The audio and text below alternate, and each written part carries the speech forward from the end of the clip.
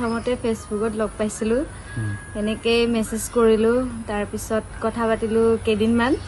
তাৰপিছত বিয়া হৈ গুচি আহিলোঁ আৰু এনেকৈতো নাই হোৱা অকল একবাৰেই লগ পাইছিলোঁ তাৰপিছত তাৰ পাছত আৰু কেইদিনমান থাকি বিয়া হ'লোঁ আৰু এনেতো শুনো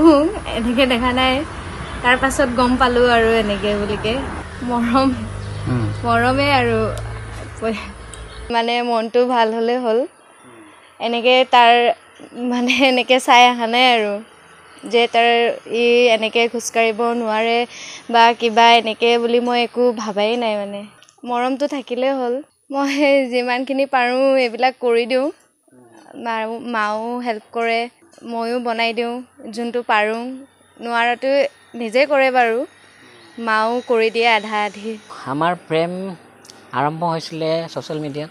ফেচবুকত আৰু তাৰ পৰাই মানে চিনাকি হৈ মানে এতিয়া তেনেকৈ চলি থাকি এতিয়া বিবাহবাসত আবদ্ধ হোৱা প্ৰায় 1 বছৰে হ'ল আৰু এতিয়া আমি দুয়োৱে মিলি বাইপাছ ৰোডত এখন ফাষ্টফুড ৰেষ্টুৰেণ্ট খুলিছোঁ যেতিয়া মানে ডাঙৰ হৈ আহিছোঁ তেতিয়া বুজিব পাৰিছোঁ যিহেতু মই ফিজিকেলি হেণ্ডিকেপ আৰু নিজে মানে আগতে ভাবিছিলোঁ যে কিবা এটা কৰিম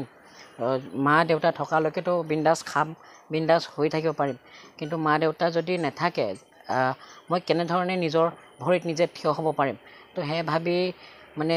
অপেনিং কৰিলোঁ ৰেষ্টুৰেণ্টখন প্ৰেম বস্তুটো এনেকুৱা ভাষাৰেতো বুজাব নোৱাৰিয়ে অনুভৱে কৰিব পাৰি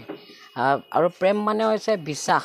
সেইটোৱে সিটোক যদি আমি বিশ্বাসে নকৰোঁ আমি বুজিবলৈ চেষ্টাই নকৰোঁ তেন্তে কোনো প্ৰেম সফল নহ'বই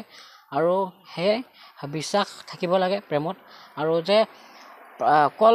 মানে মানুহজনীক বা মানুহজনক পাবৰ কাৰণে ভাল পাব পাৰি সেইটো নহয় কেতিয়াবা প্ৰেমৰ বিফলতাও আহিব সফলতাও হ'ব তো